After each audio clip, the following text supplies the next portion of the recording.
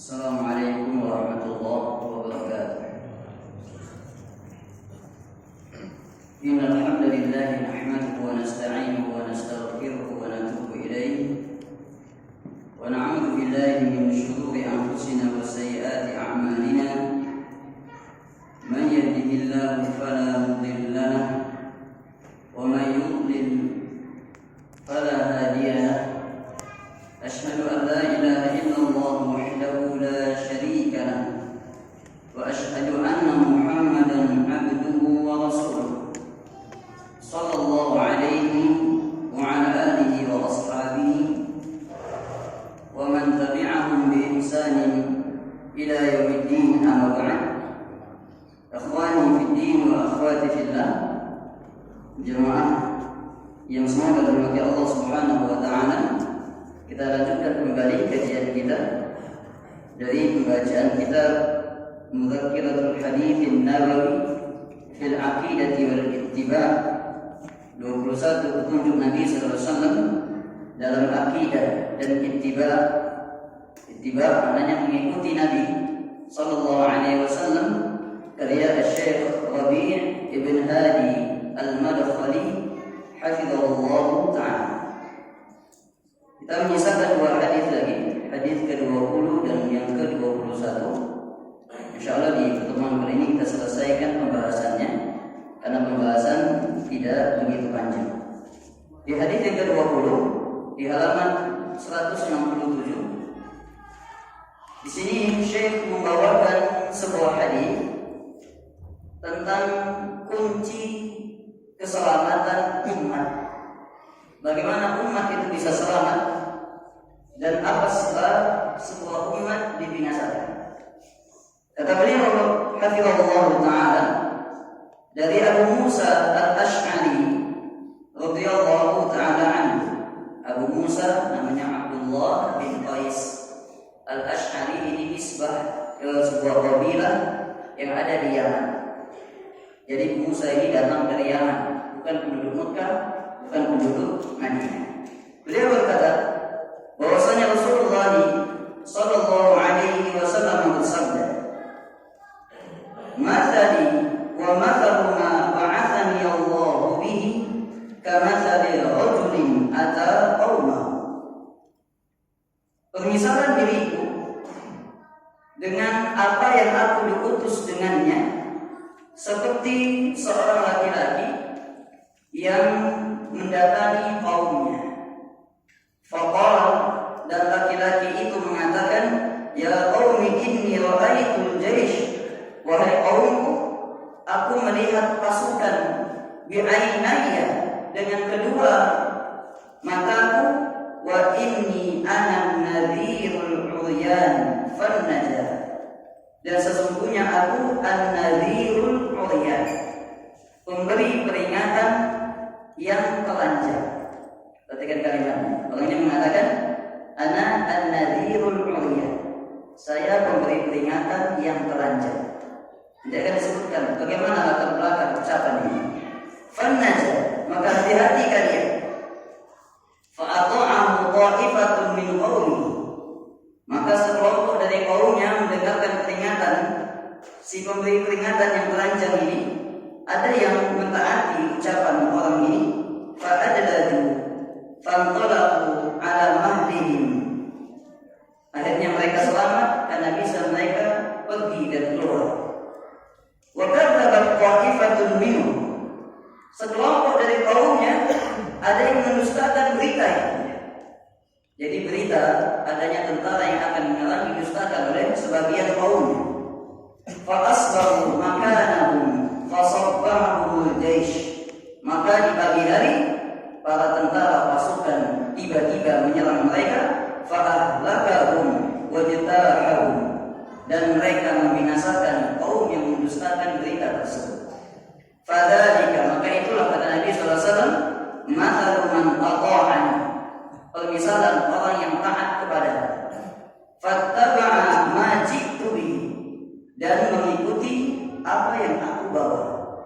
Jadi orang yang taat dengan Nabi, mengikuti apa yang Nabi bawa, yang dia percaya peringatan ini kemudian keluar dan pergi akhirnya selamat. Wa mathalu man asani wa kadzdzaba ma ji'tu bihi minal haq.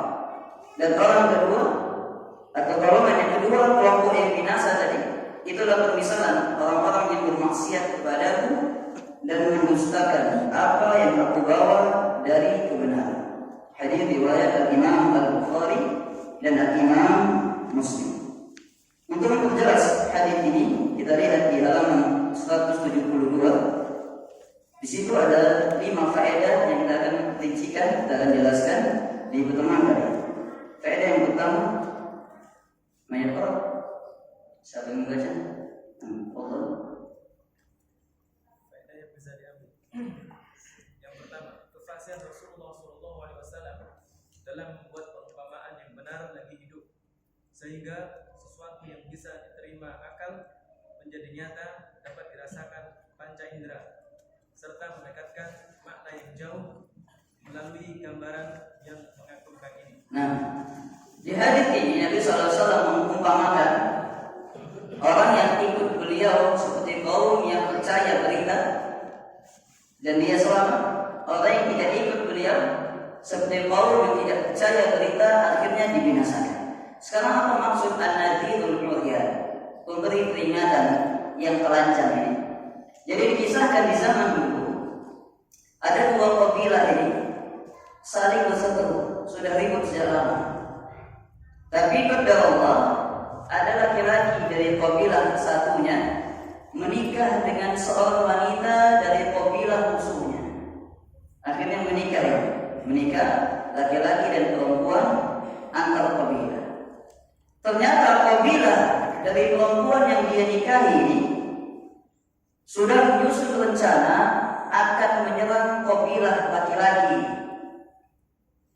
Namanya ada ikatan keluarga.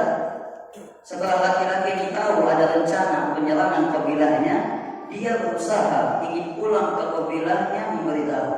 Tapi qadarullah ditangkap dan ditawan oleh kabilah istrinya. Kamu tidak boleh beritahu. Hanya ditangkap orang ini, akhirnya dilucuti dia. Pakaiannya semuanya dilepas. Supaya apa? Supaya dia ini tidak pergi kemana-mana. Kamu diam saja di sini, pakaianmu sudah dilepas. Tapi orang ini saking semangatnya ingin pulang ke kaumnya memberitahu kalau ada yang mau menyerang, dia berlari dari kabilah istrinya ke kabilah dia dalam keadaan tidak memakai pakaian. Jadilah dia an-nadhirul uryan, pemberi peringatan yang telanjang. Sampai di kaumnya tidak pakai baju, tidak pakai apa. Dia berikan peringatan, hati-hati kalian, kaum sebelah, kabilah sebelah akan menyerang kalian, pergilah dari sini. Sebagian pergi, sebagian tidak percaya. Karena dikira orang gila ini datang-datang tak pakai baju, mengatakan ada pasukan yang mau menyerang. Dan ternyata keesokan paginya tiba-tiba kabilah istrinya ini masuk ke kabilah dia dan memporak-porandakan kabilahnya. Sehingga semenjak peristiwa ini orang Arab memiliki perumpamaan dengan kalimat an-nadhirul uryan, pemberi peringatan yang telanjang. Maknanya ada 2. Makna yang pertama dari kalimat pemberi peringatan yang telanjang ini menunjukkan yang diperingatkan sesuatu yang sangat berbahaya. Yang diperingatkan sesuatu yang sangat berbahaya. Perumpamaan yang kedua dari kalimat ini menunjukkan yang memberi peringatan itu sesuatu atau orang yang tidak dilakukan lagi. Sehingga ketika Nabi mengumpamakan diri beliau dengan an-nadhirul uryan, memberi peringatan yang telanjang, Nabi mengisyaratkan 2 hal. Bahwasanya peringatan-peringatan yang beliau bawa itu peringatan-peringatan dari sesuatu yang sangat berbahaya. Nabi peringatkan dari kesyirikan, Nabi peringatkan dari bid'ah, dari kekufuran, kemunafikan, kefasikan, kemaksiatan, dan Nabi peringatkan dari api neraka. Ini peringatan yang berbahaya. Dan yang menyampaikan peringatan itu orang yang tidak dilakukan lagi ucapannya. Oleh karena Nabi SAW di antara inti keimanan kepada Nabi Muhammad adalah tasdiquhu fima akhbar. kita mengimani, mempercayai apa yang beliau kabarkan kepada kita. Maka ini maksud dari An-Nadhirul Ulyan, bagaimana beliau memberikan perumpamaan yang bagus. Kemudian pada berikutnya,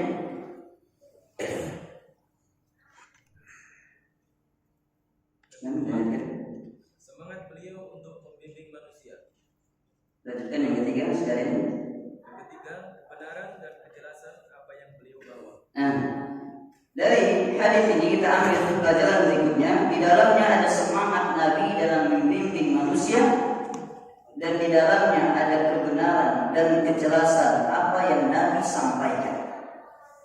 Oleh karenanya kalau kita lihat di Al-Quran dalam surat Yusuf, Allah berfirman, "Qul hadhihi sabili ad'u ila Allah ala basiratin ana wa man ittaba'ani." Katakanlah Muhammad, inilah jalanku. Dalam ilmu bahasa Arab, kalimat hadhihi ini isim apa namanya? Mana hari namanya? Siapa namanya? Isim isyarat. Gunanya untuk apa? Menunjuk sesuatu yang sudah jelas. Dikatakan hadhihi sabili, inilah jalan. Ini menunjukkan jalan Nabi itu jalan yang jelas. Sehingga pakai kalimat hadhihi isyarat. Bagaimana jalan Nabi SAW?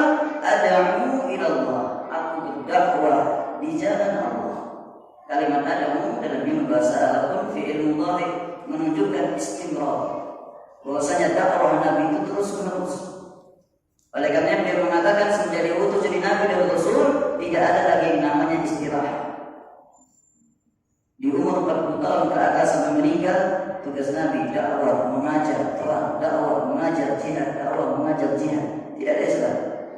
Bahkan dalam kitab Tauhid akan dikisahkan nanti 5 hari sebelum meninggal dunia, Nabi masih sempat berdakwah tauhid. Beliau SAW mengatakan, "La'anallahu al-yahuda wan nasara ittakhadhu qubur anbiya'ihim masajid." Semoga Allah melaknat Yahudi dan Nasrani, mereka menjadikan kuburan-kuburan nabi-nabi mereka sebagai masjid-masjid.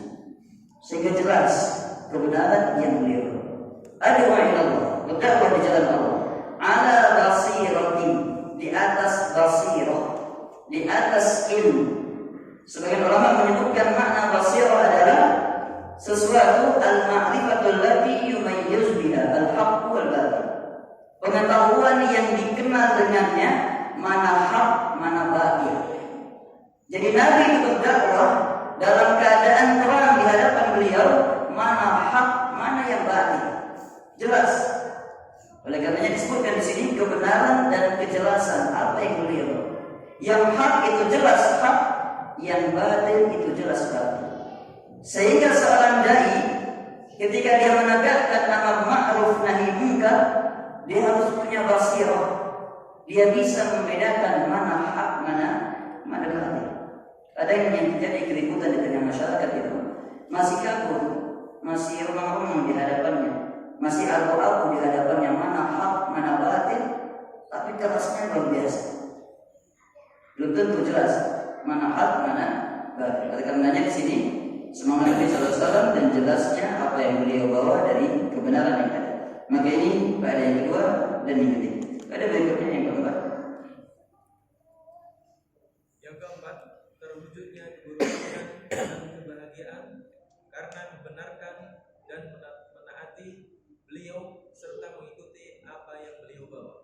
Nah, di sini beliau menjelaskan bahwasanya di antara terwujudnya keberuntungan dan kebahagiaan adalah dengan membenarkan Nabi dan mentaati Nabi. Oleh karenanya di hadis yang lain Nabi SAW mengingatkan, "Man ata'ani dakhala al-jannah wa man asani faqad aba." Siapa yang taat kepadaku dia masuk surga, siapa yang bermaksiat kepadaku faqad aba, dia enggan masuk ke dalam surga. Ini faedah yang kedua. Faedah yang kelima. Yang kelima, terjadinya kebinasaan dan kehancuran di dunia dan akhirat karena mendustakan, menyelisihi dan mendurhakai beliau.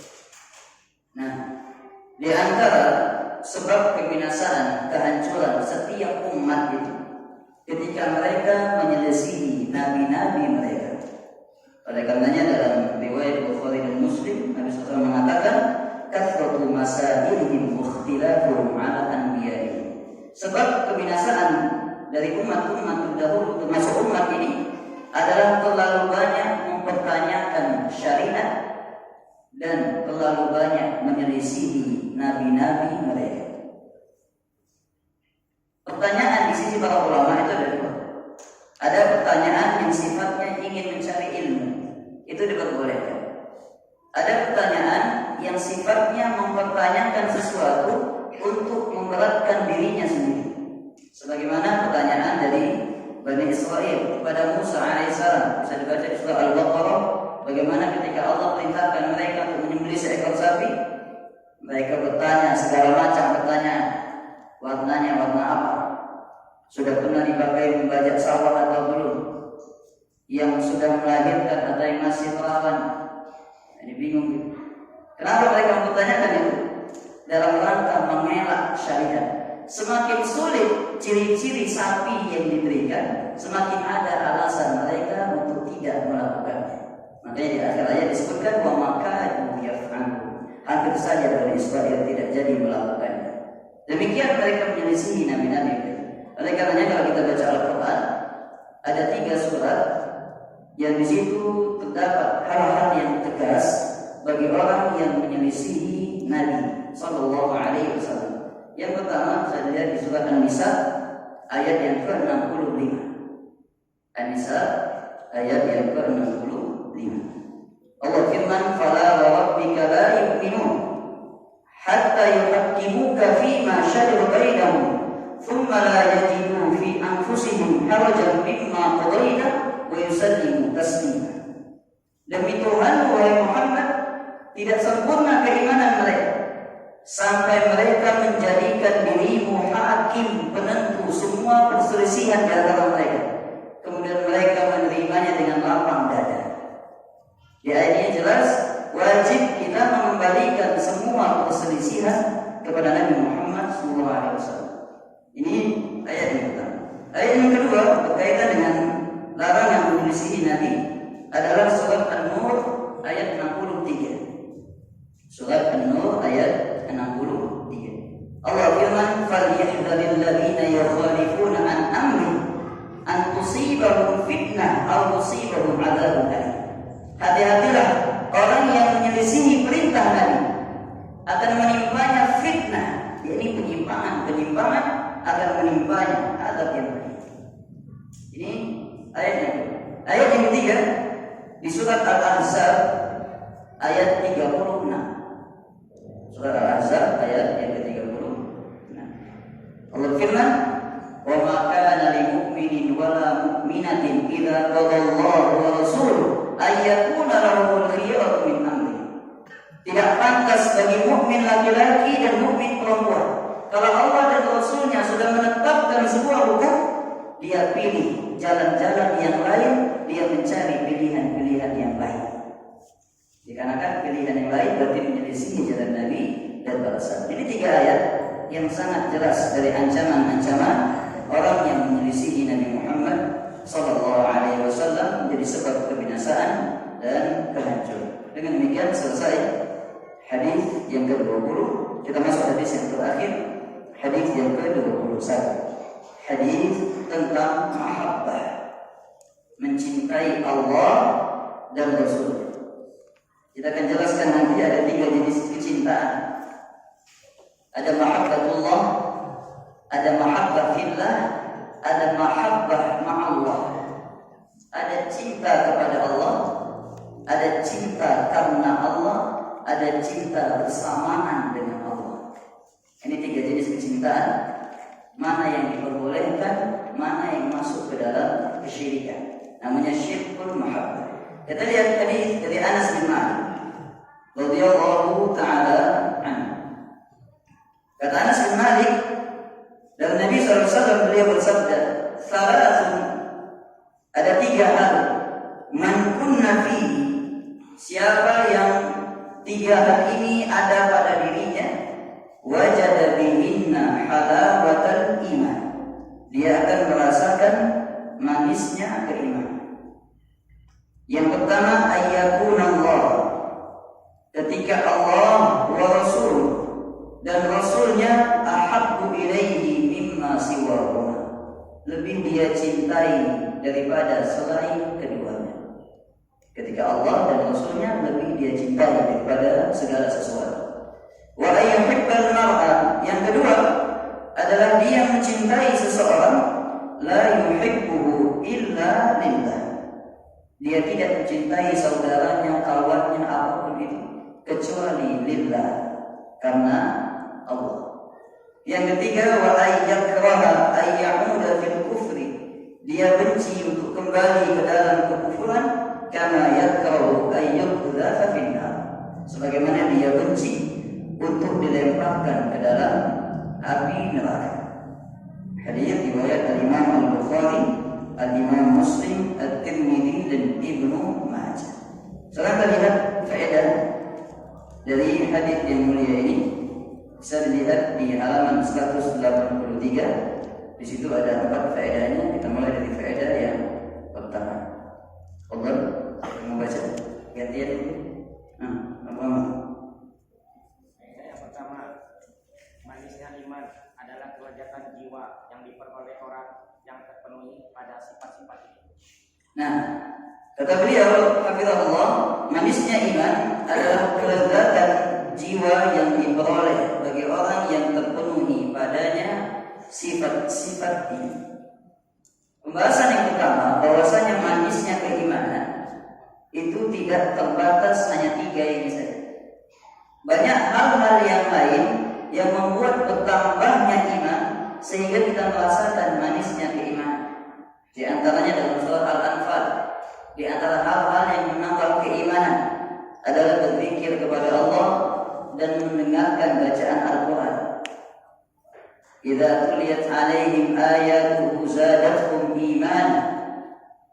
Nah, apabila dibacakan ayat-ayat kepada mereka, zadatuhum iman, bertambah keimanan mereka.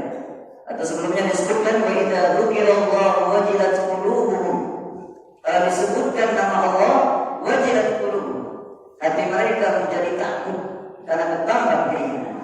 Dan Syekh Ibnu Utsaimin rahimahullah memberikan apa tanda seseorang hamba itu dikatakan dia sudah merasakan manisnya iman. Kata beliau, tanda yang pertama adalah at-tuma'ninah, adanya ketenangan di dalam hati. Orang kalau dia merasa tenang, tawakal, yakin kepada Allah, penuh ketenangan hidupnya, berarti dia sudah merasakan manisnya keimanan. Ini yang pertama. Kata beliau yang kedua adalah asyarhu bil Islam. Apabila sudah lapang hatinya dengan semua syariat Islam. Kalau orang sudah lapang hatinya dengan semua syariat Islam, itu menunjukkan dia sudah merasakan manisnya keimanan. Karena ada sebagian kita ini dari semua syariat, ada beberapa syariat yang dia belum lapang. Nah, mungkin dia belum lapang masalah riba. Walaupun sudah sampai kepadanya dalil-dalil yang banyak, dia belum lapang. Berarti dia belum merasakan manisnya keimanan. Atau apa yang menimpa para ibu-ibu misalnya dari syariat yang dimaklumi para bapak-bapak. Nah, sebentar ya, sebenarnya dimaklumi bapak-bapak. Nah, ini berkaitan dengan kelapangan menerima syariat Islam. Kalau hati sudah lapang, itu menunjukkan kita sudah merasakan manisnya keimanan. Kemudian tanda yang ketiga, kata Syekh Ibnu Utsaimin, orang yang sudah merasakan manisnya keimanan ada ta'alluq billah. Keterkaitan hatinya kepada Allah itu lebih kuat. Keterkaitan hatinya kepada Allah itu lebih kuat. Jadi dalam menjalani kehidupannya sehari-hari penuh dengan tawakal, rasa cinta, rasa khauf, harapan, itu dia sangat kuat kepada Allah. Maka ini diantara tanda-tanda seorang hamba yang dikatakan dia sudah merasakan manisnya keimanan. Dan tidak terbatas hanya 3 ini saja, tapi ada amalan-amalan lain segala amalan yang bisa menambah keimanan kepada Allah itu bisa menjadi sesuatu yang membuat kita merasakan manisnya keimanan dengan tanda-tanda yang tadi disebutkan. Maka ini faedah yang pertama. Faedah yang kedua, di antara sifat mukminin yang paling tampak adalah bahwa mereka mencintai Allah. nah, di antara sifat mukmin yang paling tampak adalah cinta kepada Allah. Dan cinta kepada Allah hukumnya wajib. Wajib dari syarat-syarat keimanan dia mencintai Allah Subhanahu wa ta'ala. Adapun mencintai selain dari Allah, maka ada dua pembahasan di situ. Ada mahabbah fillah, ada cinta karena Allah, ada cinta bersamaan dengan Allah. Cinta karena Allah maknanya adalah kecintaan kepada sesuatu yang berkaitan dengan cintanya kepada Allah. Itu namanya cinta karena Allah. Jadi dia cinta akan sesuatu yang berkaitan dengan cintanya kepada Allah. Jadi dengan kata lain, cinta karena Allah ini turunan dari cinta kepada Allah. Masuk ke dalamnya cinta kepada Nabi Muhammad Sallallahu Alaihi Wasallam. Kita cinta kepada Nabi itu turunan dari cinta kepada Allah. Oleh karenanya Allah tegaskan, "In kuntum tuhibbunallaha fattabi'uni yuhibbukumullah." Wahai Muhammad, katakan kepada mereka, kalau kalian cinta kepada Allah, ikuti aku. Jadi ikuti Nabi sallallahu alaihi wasallam. Dikarenakan cinta kepada Allah turunannya adalah cinta kepada Nabi. Masuk ke dalamnya cinta kepada para sahabat Nabi. Kita cinta kepada Abu Bakar As-Siddiq, kepada Umar, Utsman, Ali, itu cinta karena Allah. Karena cintanya berkaitan dengan kecintaan kepada Allah. Kita cinta saudara kita, sesama kaum mukminin, sesama kaum muslimin, itu namanya cinta karena Allah. Karena berkaitan dengan kecintaan kepada Allah. Oleh karenanya, segala bentuk kecintaan yang berkaitan dengan cinta kepada Allah itu dia masuk cinta karena Allah. Adapun setelahnya namanya cinta bersamaan dengan Allah. Al-mahabbah ma'allah. Maknanya apa? Maknanya adalah seseorang hamba mencintai sesuatu melebihi cintanya atau sama dengan cintanya kepada Allah. Seseorang mencintai sesuatu melebihi cintanya kepada Allah atau sama dengan kecintaannya kepada Allah. Berarti di sini dia sudah menjadikan tandingan dalam kecintaannya kepada Allah kepada sesuatu yang lain. Oleh karenanya kaum musyrikin mereka mencintai berhala-berhala mereka. La Uzza dan Manat yuhibbunahum kahubbillah. Mereka cinta kepada berhala mereka seperti cintanya kepada Allah. Maka ini namanya mahabbah syirkiyah, kecintaan yang masuk dalam golongan kecintaan kesyirikan. Dalam bahasa lain, kalau orang menyebutnya dengan syirkul mahabbah, kesyirikan dalam hal cinta. Oleh karenanya, kalau ada orang yang cinta kepada harta sama dengan cintanya kepada Allah, bahkan melebihi cintanya kepada Allah, maka berarti dia sudah menuhankan dari apa yang dia cintai. Oleh karenanya di dalam sebagian hadis Nabi SAW menyebutkan, ta'isa abdud dinar, ta'isa abdud dirham, ta'isa abdul khamisah, binasa abdud dinar, hamba dinar. Kenapa dikatakan hamba dinar? Karena dia mencintai dinar itu seperti cintanya kepada Allah, bahkan dia lebih cinta kepada dinarnya daripada kepada Allah. Demikian abdul dirham, hamba dirham, hamba pakaian yang bagus. Nah, maka ini berkaitan dengan cinta. Ada cinta kepada Allah, ada cinta karena Allah, ada cinta bersamaan dengan kecintaan kepada Allah Subhanahu wa Ta'ala. Maka ini faedah yang ketiga. Faedah yang ketiga, dan bahwa Allah mencintai mereka sebagaimana firman-Nya, yuhibbuhum wa yuhibbuna. Kemudian masih ada ini. Allah mencintai mereka dan mereka pun mencintainya. Di dalam firman-Nya ini juga terdapat bantahan bagi orang-orang yang mengingkari hal ini, yaitu bahwa Allah mempunyai sifat mencintai dari kalangan ahlul bidah. Nah, dan siapa yang cinta kepada Allah, sebagai balasannya Allah cinta kepada. Oleh karena dalam surah Al-Maidah ayat 54 Allah Subhanahu wa Ta'ala berfirman, yuhibbuhum wa yuhibbuna. Nah, Allah mencintai mereka dan mereka cinta kepada Allah Subhanahu wa Ta'ala. Dan di dalam hadis ini atau ayat ini ada penegasan bahwasanya Allah punya sifat mahabbah, punya sifat cinta. Dan ini bantahan untuk sebagian dari ahlul bid'ah, karena ada ahlul bid'ah yang menafikan sifat cinta bagi Allah. Seperti Jahmiyah, Mu'attilah. Jahmiyah ini mereka menafikan dari sifat-sifat Allah. Seandainya Allah punya sifat cinta, berarti seperti manusia. Manusia pun punya sifat cinta. Padahal Rasulullah menetapkan sifat cinta bagi Allah. Cinta Allah beda dengan cintanya makhluk. Kalau cintanya makhluk ini penuh dengan tendensi-tendensi, banyak tujuan-tujuannya. Kalau cintanya Allah itu cinta yang tulus. Makanya di dalam surat Al-Buruj yang sudah dibahas dalam tafsir juz 30, Allah punya sifat Al-Wadud. Artinya apa?